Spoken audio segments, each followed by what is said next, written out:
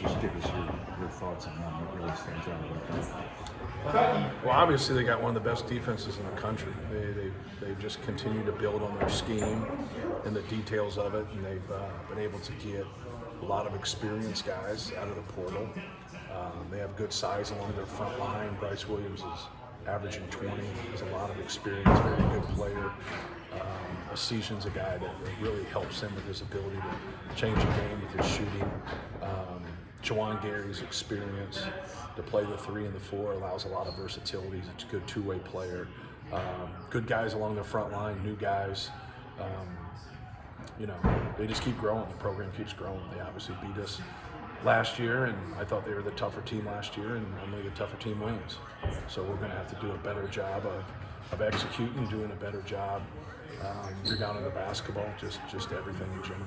They normally do a pretty good job with posts from a defensive perspective. Yep. It looks like you're kind of doing some of the same things they do.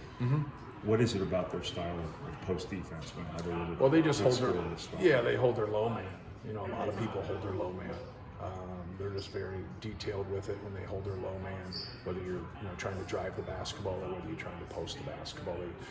They're a no paint, no middle team, which is keeping the ball out of the middle of the floor. You got to try to operate in that middle third of the floor, but when you're on the wing, you got to be able to move the basketball and get the ball moving and get them behind things. If you don't, they'll load up against you. A lot of teams do it. We do it. Maybe not to the details that they do, but I think it's very important to understand what they're doing and why they're doing it, and have good ball movement and be able to get to second actions to have more space to play. Staying on their defense, most good 3-point defensive teams limit the amount of shots they give.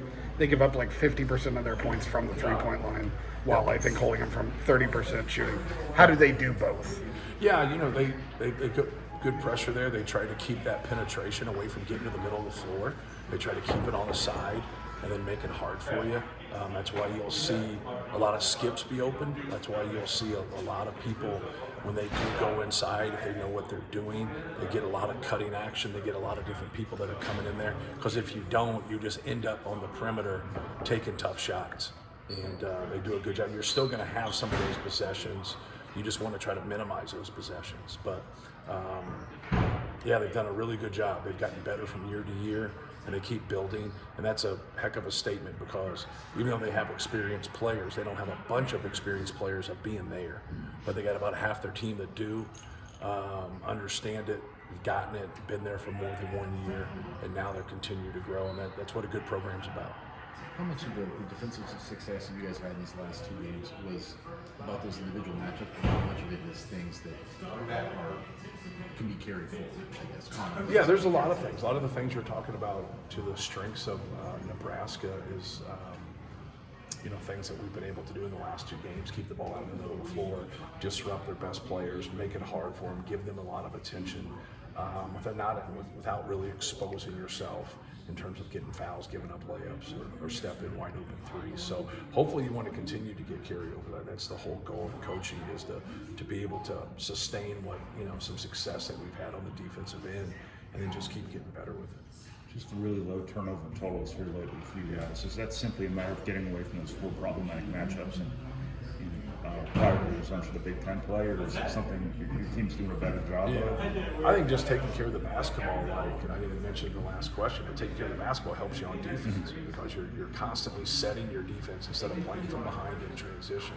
These guys are really good in transition, so I think that's going to be an important piece for us, because even when you take good shots and you miss them and you don't get the rebound, you still haven't surprised anybody. You got rebound balance, but you're also getting people back and you're setting your defense. So there's no question that it all ties together.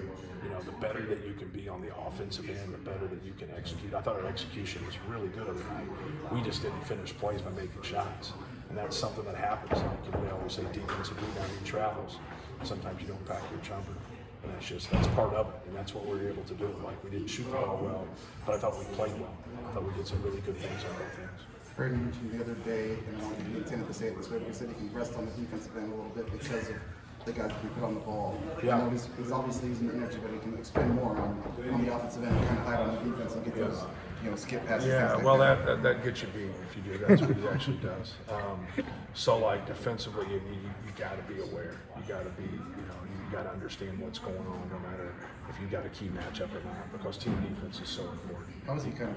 What's that? How does he kind of find value? And he gets hit a little bit, and then he's able to get steals where people think he's not there. Things Yeah, like that. that's what's important because he's got such good instincts, but his instincts can't take over if he's not in the right position. So just getting guys in the right position, knowing what's going on, knowing what they're trying to do, then if he sees a weakness or sees them get loose with the ball, being aggressive.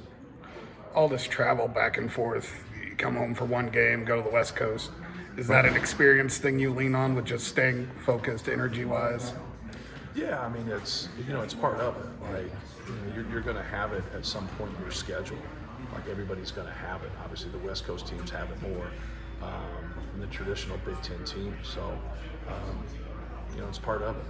It's like I always say, like if it's something that goes against you, it goes against everybody at some time. Like don't let that be your focus.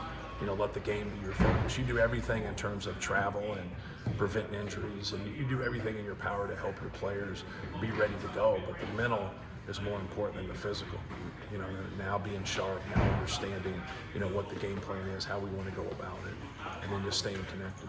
Did you guys put a lot of thought into how you handle next week, asking for opinions from people? I know that was a conversation that was going on at Big Ten Media Day, maybe more so from the West Coast schools' perspective. No, not really. You do enough travel to understand what you're doing. Like you play on a Sunday, and now you play on a Wednesday, and we're leaving early on Tuesday. So we've always tried to leave as early as possible to get out there. But we do that no matter what. We do that. Like right now, you practice early because you have an early game. Now you got 24 hours where you're off your feet before game time. So things of that nature really help you. And sometimes you can't control it. Like when you travel, you might get today's a women's basketball game. So when are they supposed to come in and shoot? Either they come in before. Well, we just came in before, so they got to come in really early, or they got to come in after the game. So they'll come in after the game. Like Northwestern came here. Now they got a really early game. You can go really early in the morning, which a lot of people don't like to go that early, or you can go the night before. Some people like to just show up and play too. It's routine.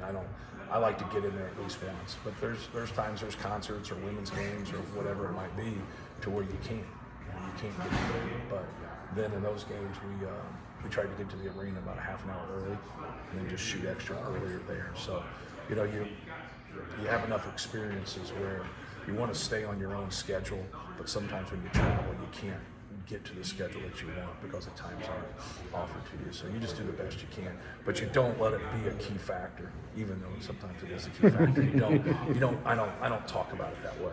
I talk about your effort. I just talk about, going into it with a clear mind and understanding things. I don't sit there and say, well, we traveled and so it's okay if we lose. No, it's not okay if we lose. Overcome it. Be mentally tougher than that. Is there a common theme in Trey's struggles from the line? I know he had a couple late the other day, but up until then, it's... No, he just has to come set. In my opinion, just come set and get in this rhythm and do the same thing.